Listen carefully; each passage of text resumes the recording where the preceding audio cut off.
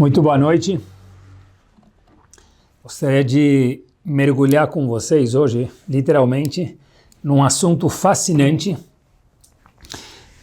e que se a gente escutar ele, Bezerra Hashem, e aprender, a gente vai ter de verdade uma vida nova, sabe? Uma nova dimensão, na verdade, na vida que a gente já tem, mas é uma vida nova mesmo. E não dá para passar os 120 anos bem vividos nessa vida que a gente tem sem ter conhecido esse assunto pelo menos uma vez. Então queria abordar ele aqui com vocês e vamos começar por aqui. Here we go. É o seguinte, a Gemara conta pra gente, como uma introduçãozinha, tem uma Gemara talvez famosa, é importante que a gente saiba que isso é uma Gemara. Às vezes a gente acha que alguém contou, alguém sonhou, algo bonito, algo fofo, mas é muito mais do que bonito, do que fofo, ele é verdadeiro também. A Gemara conta pra gente, a Gemara é nada mais, nada menos do que o cérebro de Hashem, como que se fosse. Então, o que está escrito na Gemara é assim. A Gemara conta num tratado de Nidá, na página 30b, algo muito famoso. Kevan sheba lavir olam. A Gemara fala que quando o bebê nasce, Bamalach vesatro alpiv. Vem um anjo e ele bate na boca do bebê, o meshakecho kol haTorah kulá. E aí ele esquece toda a Torá. Ou seja, cada bebê, cada feto, quando está na barriga da mãe, ele estuda a Torá inteira. Assim está escrito no Tratado de Nidá, na página 30b. E quando o bebê sai para o mundo, assim diz a Gemara, e assim é de verdade, o bebê esquece toda a Torá. E a pergunta óbvia que existe nessa Gemara é a seguinte. Tenta imaginar, a gente chega para uma criança e fala, olha, Habibi, você vai para a escola, você vai estudar lá 3 anos para ser alfabetizado, e sabe que ir para a escola às vezes é gostoso, às vezes não é. 3 anos para aprender a ler, escrever, conjugar os verbos, e daí por diante. Só que, eu vou te contar um segredo. Você vai saber ler e escrever de uma forma maravilhosa e usar para toda a tua vida, só que, não. Quando você estiver no final do seu 3º ou 4º ano que você estiver estudando, que você já tiver craque, faixa preta em ler e escrever, você vai passar pelo portão da escola e ralas. Acabou, você vai esquecer tudo o que você aprendeu. Óbvio que a pessoa vai perguntar, então, nem vou para a escola, vou ficar em casa brincando, vou me divertir, porque se não vou aprender nada, o que adianta ir para lá? E a pergunta, ela volta, então, o que adianta estudar Torá durante 9 meses ininterruptos na barriga da mãe, se a pessoa, quando nasce, esquece tudo? A gente acha que a escola começou na escola. A única diferença é que na barriga da mãe não tem boleto para pagar de mensalidade escolar e depois tem. Mas, na verdade, aquela escola aparentemente não é boa, porque passou o portão de saída, a pessoa nasce, o anjo vai e faz a pessoa esquecer tudo o que ele estudou. O que a Gemara quer ensinar para a gente? Um dos grandes homens da Yeshiva de Teus, chamado Rav Bloch, tem um livro que ele foi editado de novo, agora de uma forma mais bonita, chamado Shiurei Dat, mas é o mesmo livro, e ele explica algo fenomenal. Ele explica para a gente o seguinte: o anjo ensina para cada um de nós, quando a pessoa nasce, ele esquece tudo. E o que ele aprendeu na barriga da mãe dele, e o que o anjo ensina lá dentro? Então o anjo ensina a pessoa, via a Torá, como que a pessoa pode passar por todas as diversões que tem na vida da pessoa, adversidades, complicações, menos complicadas e mais complicadas, homens e mulheres, como que a gente pode passar isso de acordo com o enfoque da Torá? E como a pessoa pode passar isso sem o enfoque da Torá? E logo depois, essa é a Torá que a pessoa estuda na barriga da mãe dele, quer dizer, no enfoque, a pessoa estuda a Torá e ele sabe como se relacionar com a vida dele futura, quando nascer, no enfoque da visão da Torá e com as ferramentas da Torá. Mas a pessoa esquece logo em seguida, então o que adianta? Adianta que cada um de nós tem a resposta dentro de si do que é certo de verdade. E aqui vai uma coisa muito, muito interessante. Prestem atenção. Deep down, cada um de nós sabe o que é correto fazer. Por quê? Porque algum dia ele aprendeu, mesmo que a pessoa acabou esquecendo, dentro do íntimo de cada um de nós, a gente sabe, tem algo chamado subconsciente, que esse é o estudo que ficou lá dentro, que isso ajuda a gente a poder saber qual que é a forma correta. Então, muitas vezes, quando a gente pede para mais alguém me dar uma opinião, alguma coisa, óbvio que pode perguntar, mas se a pessoa parar e pensar, a melhor pessoa para responder para nós mesmos o que é o melhor para a gente é quando a pessoa consegue ser objetiva. A pessoa olhar para si própria, ela consegue ver o que é melhor. Por quê? Porque com o que ele estudou dentro da barriga da mãe dele, ele sabe qual é a melhor ferramenta que tem para cada bifurcação que cada um de nós tem nas nossas vidas. É algo muito curioso. Nós somos as melhores pessoas para responder às nossas dúvidas. A gente precisa de uma ajuda, para alguém de fora ajudar a gente a enxergar, mas nós temos as respostas para tudo. E é curioso, pessoal, que logo depois, em seguida, a mesma Guará no Tratado de Nidá, mais uma vez, na página 30b, ela conta para a gente que quando a pessoa sai da barriga da mãe dele, ele nasce, ele ou ela, mashbi'imoto, a gente faz a criança jurar, já como pequena, interessante, tiye tzadik ve'al tiye rasha, seja uma pessoa justa, correta, 6 estrelas, e não seja uma pessoa rasha, perversa. Fiquei pensando qual que é a relação da pessoa estudar a Torá na barriga da mãe, sair, esquecer tudo, e logo em seguida a Gemara fala que a pessoa faz um juramento ao nascer, seja tzadik e não seja rasha. Talvez é o que a gente falou mesmo. Hashem falou, está falando, olha, siga a sua voz, procure dentro de você a verdade e automaticamente você vai ser um tzadik, não vai ser um rasha. Não fuja de você mesmo. Talvez essa é a ligação de uma Gemara com a outra, fiquei pensando. Porque quem vive da forma que Hashem quer, com as instruções que Hashem deu para a gente, que é o DNA do mundo, que é a Torá Kedoshá, essa pessoa tem uma vida maravilhosa, produtiva e nada melhor do que isso, feliz, satisfatória. Para isso, a gente precisa de uma preparação, para poder ver a vida de uma forma objetiva. Qual que é a preparação? Acompanhem comigo, pessoal, olha que interessante. Segundo passo, um passo adiante. A Torá conta para a gente, no fim de Parashat Matot, que haviam 2 tribos, Reuven, Gad e depois meia tribo de Menashe. Tinha 2 tribos e meias, que eles estavam prestes a entrar na terra de Israel. O povo passou por 40 anos no deserto, está prestes a atravessar o Jordão, Rio Yarden, ou no exemplo atual seria aeroporto Ben Gurion, passar lá a imigração. E aí eles falam, olha, a gente gostaria de ficar do lado de fora de Israel. Por quê?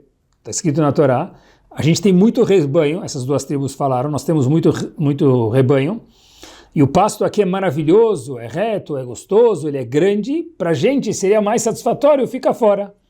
Então eles deram uma petição para Moshe Rabbeinu, que eles não queriam entrar na terra de Israel. Por quê? Justificativa boa, porque a gente tem mais pasto aqui fora, e a gente tem muito mais pasto do que as outras tribos, e lá dentro de Israel a gente não vai ter a mesma coisa. E eles até falam uma linguagem muito interessante. Será que nós podemos, Moshe Rabbeinu? E na Torá está escrito, Im matzanu chen be'enecha. Se a gente encontrar favor nos seus olhos, Moshe Rabbeinu, libera essa petição para a gente. Moshe Rabbeinu entendeu que eles iam ficar fora do Rio do Jordão, não entrar mais uma vez em Israel, eles nem iam ajudar os outros a guerrearem. E o resto, as outras 10 tribos, iam entrar dentro da terra de Israel para guerrear. E de repente Moshe Rabbeinu vira para eles e fala, que?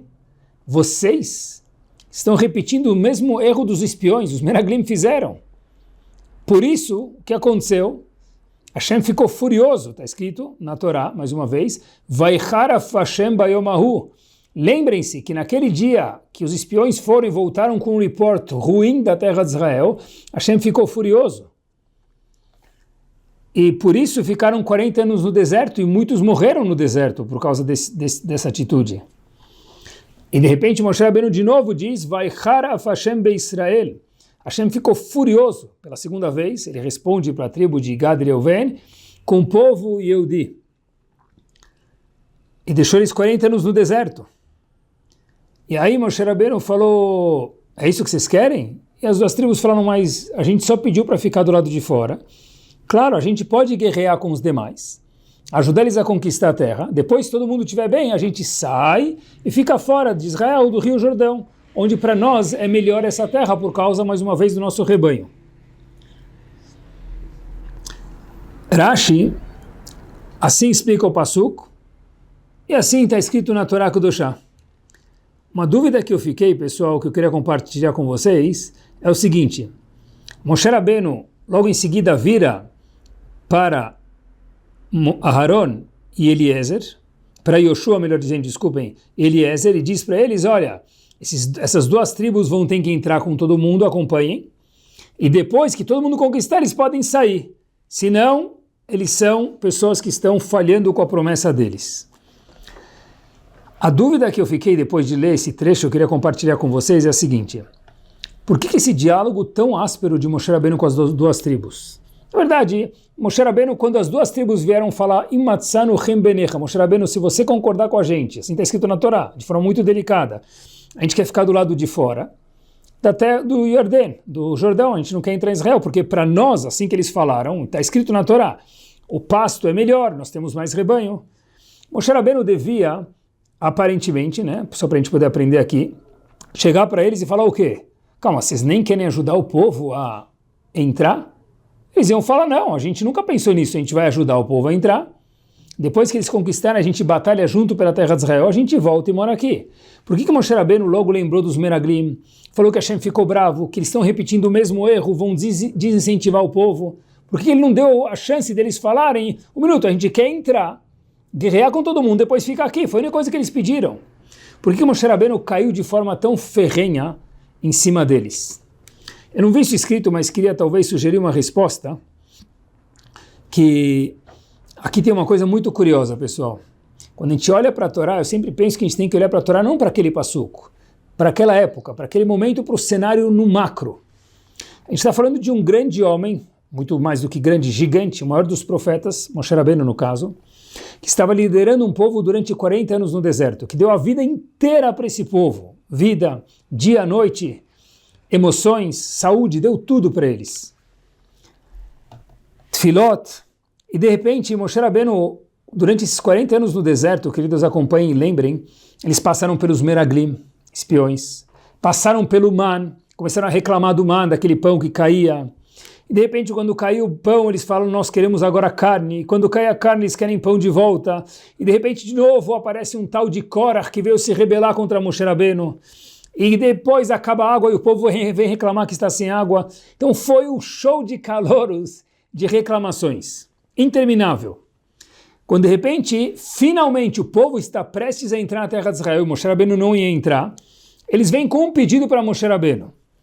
Será que a gente pode ficar do lado de fora do Jordão? Moshe Rabbeinu já soou o sininho na cabeça dele, o quê? Um minuto. De novo? Já não basta Korah, man, água, pão, carne, uma reclamação atrás da outra, vocês agora querem ficar fora e desincentivar todo mundo? Mas a gente perguntou um minuto, pergunta para eles se eles querem, talvez eles querem entrar, ajudar todo mundo a conquistar e depois sair, que foi o que deu no final mesmo. Por que Moshe Rabbeinu não deu a dúvida para eles perguntarem, pessoal? Talvez a resposta seja porque Moshe Rabbeinu passou por um histórico de 40 anos do povo reclamando quase que todos os dias.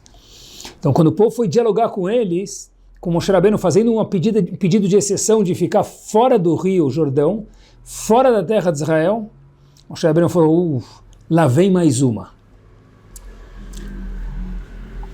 O que a gente aprende daqui, pessoal?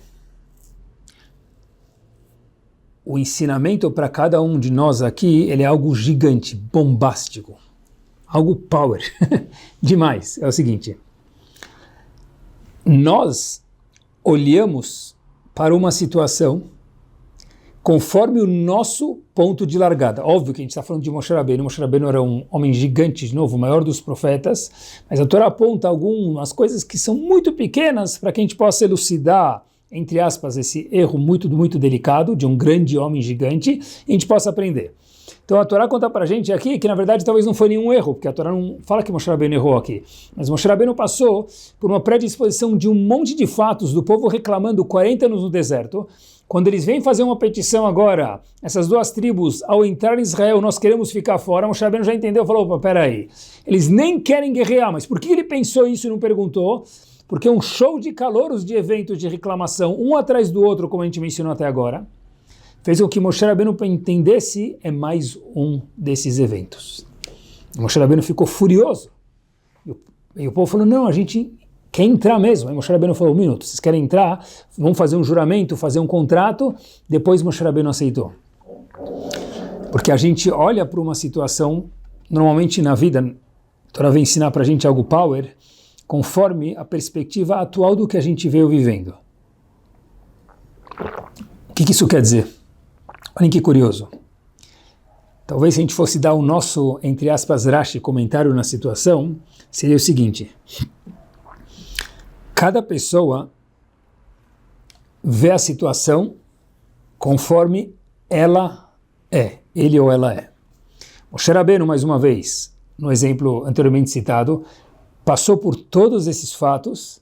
Moshe Rabbeinu sabia que estava lidando com um povo muito, muito difícil, que reclamava muito.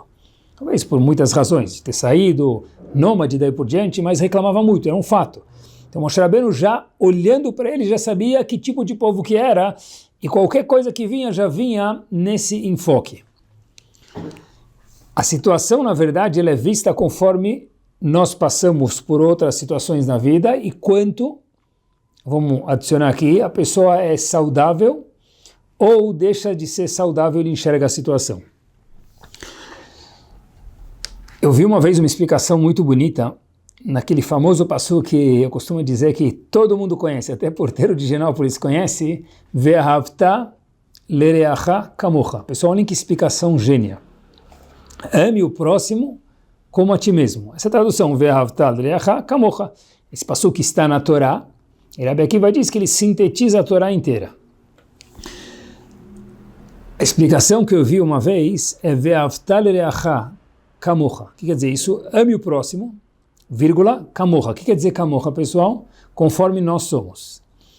Conforme a nossa definição do que é amor, que é o que a gente está falando agora, a gente vai conseguir transformar isso em amar o próximo. Porque se para a pessoa a definição de amor é falar oi, porque é assim que ele foi amado quando ele foi criança, por exemplo, e alguém pede para ele, para amar fulano ou ciclano, ele fala, tá bom. Amar para mim, no meu dicionário emocional, quer dizer o quê? Falar oi. Ve'ahavta, olhem que power, pessoal. Lereacha, ame o próximo, kamocha. O que quer dizer? Da forma com a qual nós nos treinamos no nosso dicionário cerebral de cada um de nós emocional. A tradução da palavra amor para cada um de nós é definida de forma diferente. Essa tradução é a tradução na qual a gente vai refletir o nosso amor para os próximos que a gente gosta. Igual, óbvio que sem comparação, mas no exemplo de Moshe Rabbeinu, ele viu a situação e ele deu um replay na situação conforme o enfoque dele. Emocionalmente falando, tem a mesma pegada. Cada um de nós tem algumas traduções de muitas emoções que a gente passa na vida, e esse acaba sendo o nosso dicionário, onde a gente faz um replay disso nas situações que aparecem durante o nosso dia a dia. Uma criança, por exemplo, olhem que curioso, que teve carinho na sua infância. Teve muito carinho quando ele era uma criança, afeto. Essa criança tem no dicionário dela, aqui dentro, na cabeça dela, a tradução da palavra amor como ser afetiva, como dar um abraço, como ser gentil. Na hora que ela for gostar de um amigo, na hora que ela for gostar do seu filho, na hora que ela vai traduzir da mesma forma. Já, pessoal, tentem imaginar uma pessoa que nunca recebeu um abraço, uma pessoa que nunca teve um beijo. Para ela, amar alguém dando um beijo, dando um abraço, é algo muito difícil, porque a palavra amor não se traduz assim para ela. Ela nunca foi ensinada que isso quer dizer amor. Isso é verdade com todas as emoções que nós passamos durante a nossa vida. Então, olha que bonito, Ve'ahavta lereacha é um exemplo. Como que a gente vai amar, e assim com todas as emoções, kamocha, na forma com a qual a gente foi, entre aspas, treinado, ensinado, kamocha, assim, da nossa forma em que a gente vai fazer o Ve'ahavta lereacha, meu próximo. Uma pessoa que foi, a gente precisa educar o outro, por exemplo. Função de educador é ensinar. Função de um pai e de uma mãe é ensinar. Função de um professor, de um diretor, de um rabino é ensinar. Como que eu traduzo a palavra educar e ensinar? Depende. Eduque o outro, kamocha, igual. da mesma forma com a qual eu fui educado, provavelmente é assim que eu vou educar. Ou seja, se ser educado quer dizer dar bronca o dia inteiro, se ser educado quer dizer criticar o dia inteiro, então como que eu vou educar o outro da mesma forma? Tudo na vida é curiosíssimo. É que nós criamos o nosso dicionário de emoções e conforme isso a gente vai agindo. Eu vi uma vez uma frase muito curiosa e agora entra como uma luva no show de hoje, acho que para mim foi algo assim marcante. Que todo mundo nasce analfabeto. É normal isso, e nada pejorativo. Até aqui é ok, no news, sem novidade. A novidade, meus queridos, é que no mundo emocional isso também é verdade. Repito, no mundo emocional isso também é verdade. Todo mundo sabe que é gostoso ser feliz, que é ruim ser triste, que é gostoso ser amado, que é ruim ser rejeitado, mas como definir amor, rejeição, tristeza e felicidade, isso muda de pessoa em pessoa. E já que cada um de nós nasce analfabeto, nós aprendemos e registramos isso no nosso cérebro. O que quer dizer felicidade, amor, tristeza, you name it, qualquer um dos sentimentos, qualquer uma das emoções. Nós somos emocionalmente analfabetos emocionais. E a gente vai criando a nossa própria linguagem. A verdade seria igual um caderno. Se a gente pegar um caderno novo, o que tem lá dentro? Nada. Esse caderno pode ser algo magnífico ou pode ser algo com um monte de rabiscos. Cada um de nós nasce como um caderno novo. A gente vai adicionando escritas ao nosso caderno. Essas emoções que a gente vai criando, a gente vai definindo elas e assim a gente vai repercutir durante toda a nossa vida, tudo. Educar, ensinar, aprender, sorrir, não sorrir, felicidade, tudo nós traduzimos assim. Às vezes a gente vê uma pessoa e fala, você está feliz? Ele fala, tô. Mas a gente não vê ele feliz, porque a tradução da palavra feliz para ele é tá ok, não é estar sorrindo. Porque foi assim que ele aprendeu. Esteja feliz, camorra. Seja feliz, camorra. Da forma com a qual você aprendeu, assim você vai traduzir também, ser feliz. Olhem só, pessoal, que interessante nesse novo prisma. Quando a gente define uma pessoa, você é assim ou você é assado. Você é assim ou você é assada. A pessoa acaba se enxergando dessa forma e ela acaba vivendo conforme isso. Olha que curioso. Por exemplo, a gente sabe que, de acordo com a Torá, a palavra kavod, que é dar respeito ao próximo, ela é muito kaved, muito pesada, tem um peso muito grande. O que quer dizer isso? Olha que curioso. Kavod é dar respeito e kaved é peso, porque não é aleatoriamente. Ramim dizem pra gente que o kavod que a gente dá para os outros, o respeito que a gente dá para os outros, tem muito peso isso. Por quê? Porque quanto mais a gente fala para alguém que você é assim, você é assado, a pessoa acaba acreditando nisso e acaba virando isso. Então olha que interessante, vamos dizer que a gente fala para alguém muitas vezes, você é chato. A pessoa vai andar na rua, mesmo que ela não seja chato, ela recebeu sobre si que eu sou chato. Ela vai acabar vivendo como uma pessoa chata. Então quando alguém falar numa aula, alguém que é chato, ela vai falar, opa, estão falando comigo. Mas talvez ela não é chata, talvez ela é legal. Mas assim que eu aprendi. O que nós recebemos em cada emoção, a gente define ela. A gente está andando mais um passo agora e falando que a pessoa se autodefine conforme o que ela vai escutando do meio externo. Por isso que é muito importante a gente cuidar o que a gente fala para os outros. Por isso, por exemplo, que a gente sabe que os alunos de Rabi Akiva faleceram porque eles não se respeitaram ao outro. O que muda? A resposta é que quando um vai debochando do outro, daí por diante, isso faz que essa seja a realidade da pessoa. Uma vez que a pessoa tem isso como realidade, ele acaba vivendo conforme isso. Então, na verdade, mas eu não sou esse. Virou, se transformou, essa virou a nossa realidade. Por isso que a palavra kavod, respeito, etc. e tal, na Torá, e por isso que kavod e kaved tem um peso muito grande. Porque kavod é respeito e kaved é pesado. Hashem dá muito peso ao respeito que nós damos ao próximo. Por que isso? Olhem que curioso, porque é assim que a gente acaba se definindo na vida. Olhem até onde isso vai e olhem que fenomenal. A gente chega para alguém e fala, você é forte? Talvez seja, talvez não seja. Fala para ele, olha, carrega tal coisa. E de repente a pessoa vai falar, ó, isso aqui eu não consigo. Está fora do meu dicionário do que eu consigo, que a gente está falando agora. A gente define as nossas emoções, define também quanto forte a gente é. A gente fala, olha, isso eu não consigo, está fora do meu scope aqui, eu não consigo. Essa mesma pessoa passa por uma situação difícil na rua, ele vê alguém que precisa de ajuda, alguma coisa, algum conhecido ou não conhecido, de repente ele cria uma força que ele não sabe de onde vem, ele é capaz de carregar essa pessoa, colocar no carro e levar ele para o hospital. Mas um minuto. Até ontem você falou que o máximo que você consegue carregar é uma mala de 10 quilos. Agora você carregou uma pessoa de 70 quilos? Consegue ou não consegue? Nós temos no nosso dicionário, eu consigo ou eu não consigo. Ou eu consigo até aqui. Daqui para cima está fora da minha realidade. Mas um minuto. No momento de dificuldade você conseguiu. O que mudou? Mudou que nós colocamos uma trava na nossa, exemplo, força, adkan, till here, até aqui, sof pasuk, aqui termina o pasuk. Daqui para frente eu não consigo.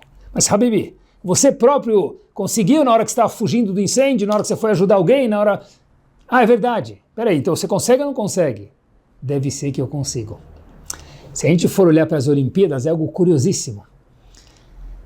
100 metros rasos ou qualquer outro recorde que foram batendo, depois que os primeiros 100 metros rasos bateram menos de 10 segundos, o outro conseguiu bater menos um milésimo, menos outro milésimo. Por quê? Porque na hora que a gente tirou a barreira e falou, é possível um ser humano, para o próximo já ficou mais fácil.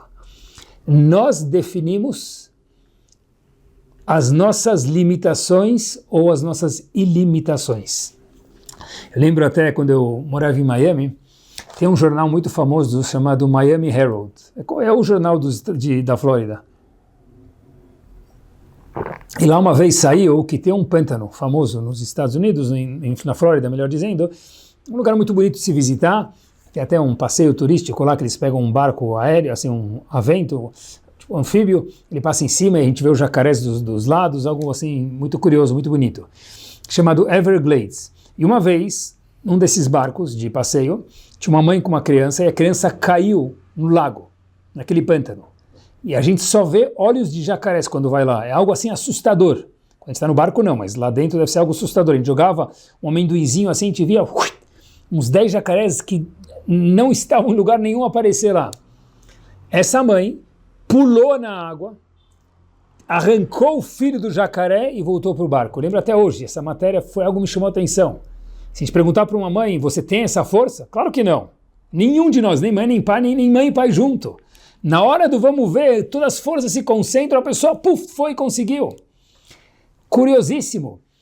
O homem, a mulher, o ser humano, ele define o consigo, não consigo, posso, não posso, inclusive as emoções, como a gente falou antes, no nosso dicionário mental.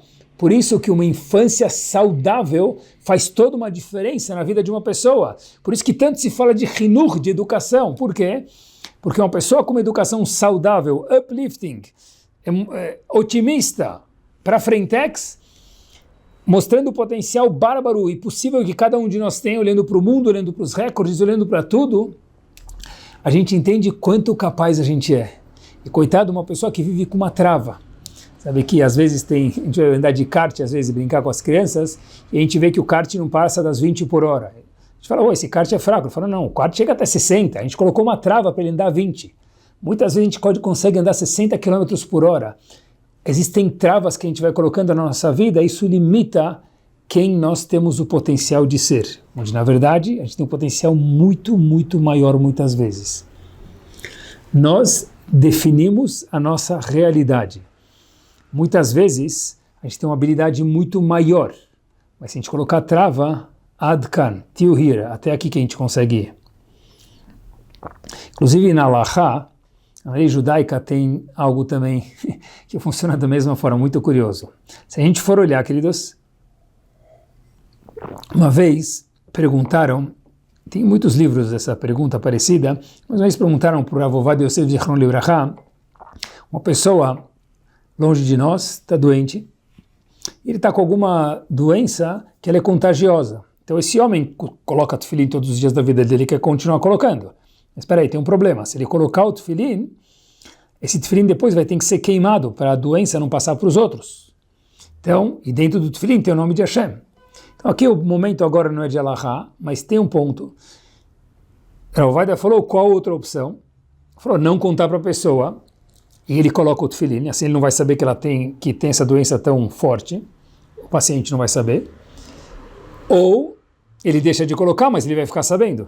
Naquele caso em específico, cada caso é um caso, Rav Ovadia Yosef Zichron Libraha disse, não conte para a pessoa, deixa ele usar e depois tenta enterrar o tefilim para não precisar queimar ele. Por quê?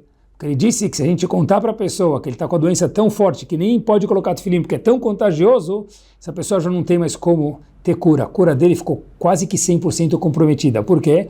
Porque se a pessoa não acredita que ele consegue ser curado, o acreditar faz com que fisiologicamente a pessoa não consiga ser curada. Tamanho poder que a limitação ou a ilimitação que nós temos de cada um de nós, do nosso potencial, faz a gente ser ou deixar de ser. Ou seja, olha que interessante, a gente pode viver 120 anos achando que nós somos um carro 1.0 e na verdade nós somos um carro turbinado 5.0. Nós colocamos essas limitações em nós mesmos. Cada um de nós recebeu, como a gente falou no começo do shiur, na barriga da mãe dele, todo o prospecto de como ele pode viver uma vida maravilhosa num potencial 100%. E essa resposta está dentro de cada um de nós, por isso que o anjo bateu e a gente esqueceu, mas está aqui dentro. E cada um de nós, se olhar deep down para si e acreditar em si, ele vê que ele pode muito mais. Ah, mas o professor, a mãe, o pai limitou, óbvio que a gente não dá culpa nos outros, mas se for o caso, ainda assim a pessoa precisa parar e fazer um 360 e ver até onde eu posso ir de verdade. Será que o que eu acredito de mim mesmo é isso que eu consigo? E também nas emoções, como a gente traduz amar, ser feliz, não feliz, etc e tal, isso depende de como a gente aprendeu. Quanto importante é a gente passar isso de forma saudável para os nossos filhos, para a nossa comunidade, para a nossa escola, para os nossos funcionários ou quem for. Não é à toa que no Navi, quando fala sobre a pessoa melhorar, mudar, ou até fazer tchuvá, que não é um assunto só de Rosh Hashanah, Yom Kippur, é do ano inteiro, o Navi fala de forma muito, muito sábia. Se a gente não parar para prestar atenção, a gente nem percebe isso. Diz o Navi, Ya'azov ish darko, uma pessoa deve abandonar o seu caminho, até aqui normal. Se ele fazer algo de errado, ele tem que mudar de caminho para fazer tchuvá, para voltar, para melhorar. Pessoal, olhem como termina o passuco. Veish aven, uma pessoa ruim, marchevotav, os seus pensamentos. Por que os pensamentos? Então, pensamentos ruins? Sim, porque os pensamentos que limitam a gente de ir ou de não ir. Então não é só o ato. Diz o passuco que azovish darko, abandona a conduta. Se você sempre bate, para de bater. Sempre fala feio, fala palavrão, para de falar. Mas mais do que isso, ish aven marchevotav. Acredita que você consegue ser uma pessoa mais gentil, mais dócil, com um palavreado mais gostoso, mais agradável. Os pensamentos errôneos, eles que são a ignição para o ato errado. Então, se a pessoa mudar o ato e não vê que ele consegue mudar o pensamento, fez pouco. Tratou a consequência, mas não tratou a causa. Por isso que o passuco fala de forma mágica. Yazovish darko. Muda o derech, a conduta, mas Habibi, please, do not forget, não esqueça, ish aven marchevotav, os seus pensamentos antes de tudo. É curioso que duas crianças veem, por exemplo, algum inseto. Pode ser aquele que começa com B andando no chão, aquele que ninguém gosta, né? E de repente está andando no chão, aquele inseto rasteiro lá, assim, sujo, e de repente a baratinha, e de repente uma criança levanta assim e outra criança sai gritando. Por que eles têm reações completamente diferentes? Normalmente, porque essa é a linguagem que o cérebro aprendeu quando criança. A mãe de um gritou e subiu na cadeira e subiu no lustre, E a mãe do outro tentou procurar o chinelo para matar o inseticida, para matar o inseto. O que isso ensina para a gente, pessoal? Que a gente vive conforme o que a gente acabou aprendendo. E quanto isso é importante. A gente sempre pode mudar, mas a gente tem que aprender também quanto é importante como a gente passa para os outros. Porque olhem que curioso. Se o elevador demorou para chegar, se o semáforo demorou para abrir, se apareceu uma conta inesperada, a nossa reação vai ser um espelho para como a nossa família, como aqueles que estão ao nosso redor, alunos, família, congregação, trabalho, sócios, empregados, o que for, como vão reagir num futuro quando duplicarem a mesma situação. Quando duplica a mesma situação, o que vai acontecer? Olha, no momento de perigo, no momento de susto, de confusão, é gritar, é ficar assustado. Então, eu aprendi que assim tem que ser, eu vou fazer exatamente a mesma coisa. Então, aqui a gente vê uma coisa muito, muito curiosa, que o que a gente faz hoje é um espelho para as emoções dos próximos, onde, na verdade, eu vou repetir, cada um de nós emocionalmente nasce analfabeto. A gente vai reescrevendo as emoções e traduzindo elas para o nosso dicionário. Algo fenomenal. O cérebro aprende a linguagem e a gente vai colocando esses apps, esses aplicativos dentro do nosso smart body, do nosso corpo.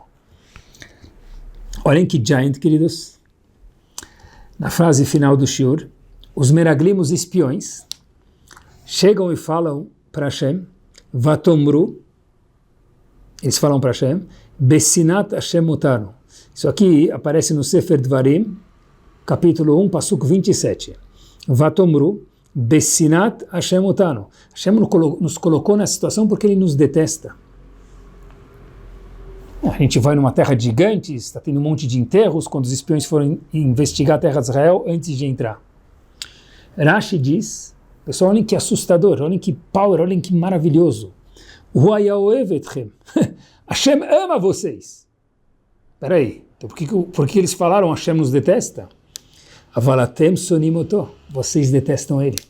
E já que vocês, Yehudim, naquele momento estavam detestando Hashem, o que eles falaram? Hashem nos detesta. Mas espera aí, qual que é a realidade? A realidade é que Hashem ama a gente, mas a verdade não muda.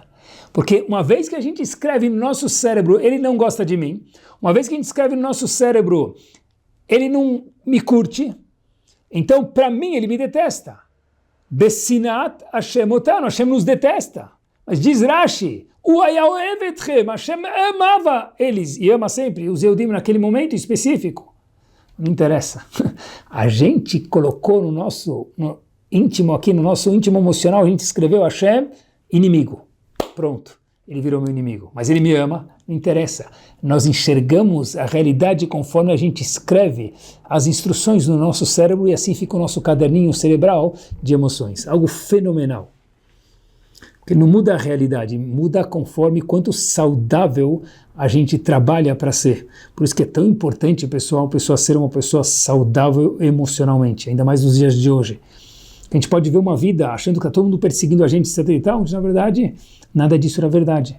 Era tudo coisa da nossa cabeça, como a gente fala no português.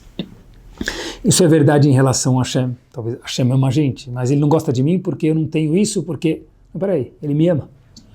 Talvez tenha alguma outra razão do porquê tal XY não aconteceu. A gente não sabe. Por isso que ele é Hashem e nós somos seres humanos. Ah, mas o Rabino não gosta de mim. Um minuto, tem outras coisas, já que eu tanto não gosto do Rabino, eu acho que ele não gosta de mim. Meus amigos não me convidaram, deve ser que... Peraí, isso é coisa da nossa cabeça. O mundo todo está contra mim. É verdade. Se eu estou definindo minha pessoa como uma pessoa ruim, como uma pessoa triste, como uma pessoa... Verdade, o mundo está contra mim. Mas essa é a realidade que eu enxergo. Na verdade, pode ser que o mundo me ama. Como os Menagrim falaram, Hashem nos detesta. E Rashi diz, ele amava vocês. Não interessa o que Hashem ama ou não ama. Porque se nós entendemos que ele não nos ama, pouco faz diferença se ele ama de verdade. Porque a nossa realidade que a gente vai definir é que é assim que é. Tudo na vida depende de quanto saudável o nosso foco, a nossa visão é. Escutem essa história, meus queridos, até onde isso vai, para a gente terminar. Um Yehudi que passou pela Segunda Guerra, fenomenal história. Ele mandou o seu advogado entregar para o governo alemão um cheque na época de $10. E é uma carta grande, eu tenho a carta, uma página inteira, mas eu resumi ela para o que condiz aqui com o nosso tempo do nosso shiur. E esse Yehudi falou o seguinte, de forma resumida, tenho 81 anos de idade. Meu nome é Yohanan Klein, nome aleatório, mas a história é verdadeira. O nome é fictício, mas a história é verdadeira. Meu nome é Yohanan Klein, tenho 81 anos de idade. Tudo depende de como a gente enxerga, tudo. Sou sobrevivente do Holocausto e me lembro, sim, ele escrevendo na carta para o governo alemão, com um cheque de $10, já vou entender por quê, quando criança e os nazistas invadiram a Polônia, e eu me lembro até hoje sendo colocado com grupos de pessoas, muitos da minha vizinhança, num trem de gado. E o nosso destino era um lugar chamado Auschwitz, que mal nós sabíamos aonde estávamos indo. Me lembro muito bem desse senhor já com 81 anos de idade agora, os 2 dias que eu fiquei naquele trem, sem comer, sem beber e quase que sem respirar. Depois de um tempo no campo, esticaram minha mão e me tatuaram o número 24753. 24.753. E me lembro muito bem que daquele minuto em diante eu não era mais uma pessoa. Eu não tinha mais nome. Eu era um número. Literalmente me chamavam pelo número. Cadê tal número? Tal número se apresente. Eu não tinha mais nome. Minha fisionomia mudou. Eu emagreci. Meu cabelo foi rapado. Eu não era mais alguém. Eu era um número. E assim, todos os demais que naquele campo estavam. Eu estou incluindo $10 com essa carta para o governo alemão de pagamento. Estranho, pagamento pelo quê? Esse Yehudi com 81 anos de idade, depois de ter saído do campo, etc e tal, criado uma família, escreveu. Continuou escrevendo. Porque quando eu olho para a minha mão, para aquele número 24753, eu lembro que eu fiz parte de um povo perseguido. Mas perseguido porque nós somos especiais. E tinha gente que não conseguia ver alguém mais especial do que ele. Os alemães não conseguiam ver que nós éramos mais especial do que vocês. E fiquei com esse número que me lembrou isso. E não é só isso. Pelos $10 que é o custo de uma tatuagem. E por isso estou pagando para vocês, para agradecer que vocês me tatuaram, porque sempre me lembrava quanto especial nós éramos. Porque eu fui jogar na Mega Sena os 6 números. E o meu número era 24.000, mais uma vez, 753. E eu joguei número 2, número 4, número 7, número 24, 47 e 53. 24.753. Número 2, 4, 7. E depois agrupei em 2, 24, 47 e 53. E eu ganhei $8 milhões aqui nos Estados Unidos.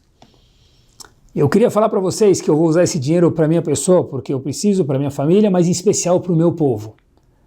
Eu queria agradecer vocês pela tatuagem, porque não só que eu ganhei na Mega Sena via a tatuagem de vocês, mas que para sempre, durante toda a minha vida, depois que eu saí do campo, eu lembrava que nós somos um povo especial. Pessoal, bomba! Um número na mão é algo de tristeza, algo muito difícil e sem julgar ninguém. Mas Yohanan Klein, nome fictício, viu isso como algo especial, como algo distinto. Porque tudo na vida não é do jeito que é do jeito que nós decidimos que ver a situação. Eu vou terminar com mais uma história, um pouco diferente, mas que tem o mesmo ponto. Essa história se passa já em Israel. E, bastante diferente, outro momento, o motorista de ônibus escolar chega pedir demissão na yeshiva. Falei, não aguento mais levar esses meninos. Vai para a escola, volta para a escola, busca eles, levar para a escola, eu não aguento mais. Pulando no ônibus, gritando, eu tenho que parar o ônibus, eu não quero mais esse trabalho, eu estou saindo desse trabalho. Aí o chefe de yeshiva falou para ele, mas explica por quê. Ele falou, acabei de explicar, essa bagunça toda, eu não quero mais trabalhar com essa bagunça toda. Falou, eu entendo você, a gente gosta muito de você, posso te pedir um favor? Você pode vir comigo para o Rosh Yeshiva, para o chefe de yeshiva, o chefe mor da yeshiva, de Porat Yosef, que no momento era Rav Ben Tzion Abba Shaul Zichron Libracha. Se ele, claro que posso. Eu não sei o que vai mudar, mas eu posso ir. E o motorista escolar da perua começou a contar o cenário, como que era e quanto difícil que é. Rav Ben Tzion Abba Shaul fala para ele, claro que você pode sair do seu emprego. Mas deixa eu contar uma coisa. Pensa que cada vez que você está levando uma criança para estudar no Heider, estudar a Torá, vai e volta, você não tem um ônibus escolar. Você está levando um Arona Kodesh, um armário de Sifrei Torá. Porque cada criança que estuda a Torá vira um Sefer Torá ambulante, cresce, forma uma família, ele é um Sefer Torá ambulante. Cada vez que você abre e fecha a porta do seu ônibus, você não está abrindo e fechando a porta do ônibus, você está abrindo e fechando a porta do Arona Kodesh, da Arca Sagrada, onde guarda o Sefer Torá. Rav Ben Tzion Abba Shaul falou aquilo com tal veracidade que o motorista ficou olhando para ele no fundo dos olhos e disse, uau, eu nunca tinha pensado nisso. Eu faço questão de manter o meu trabalho. Pessoal, nós escrevemos a nossa história conforme as nossas limitações ou ilimitações. Emocionalmente falando, cada um de nós nasce analfabeto nas emoções, igual a gente nasce analfabeto no português, na matemática, no inglês, no ler e escrever. Nós escrevemos e definimos as nossas emoções, que a gente possa ensinar para os outros de forma saudável, que a gente possa rever as nossas limitações e fazer o nosso potencial bombar para fora, como que se fosse um fluido, um jorrar de água, jorrar de petróleo.